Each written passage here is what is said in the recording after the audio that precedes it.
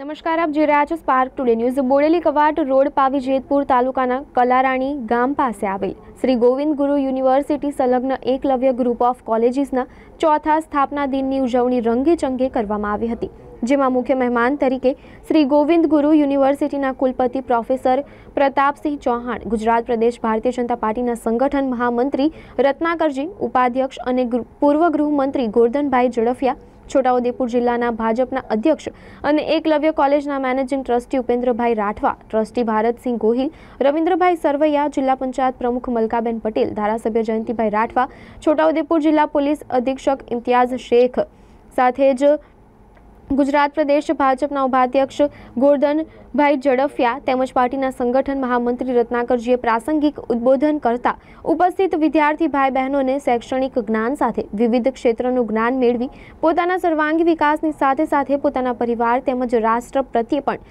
પોતાની જવાબદારી બનતી હોય તે અદા કરવા અનુરોધ કર્યો હતો અને કોલેજના વિદ્યાર્થીઓએ સાંસ્કૃતિક પ્રોગ્રામ, ડાન્સ, ગરબા, ટીમલી દ્વારા હાજર રહેલ સૌના દિલ જીતી લીધા હતા।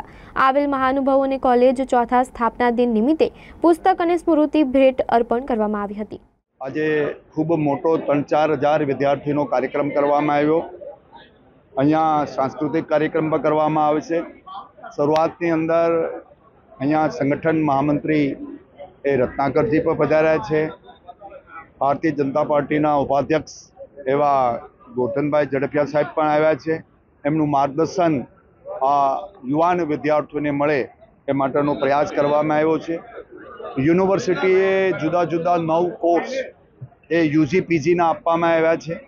અહીંયા 3000ની નજીકની સંખ્યા પણ આ અંતરિયાળ વિસ્તારમાં થઈ છે અને આ માધ્યમથી અમે આદિવાસી વિસ્તારની અંદર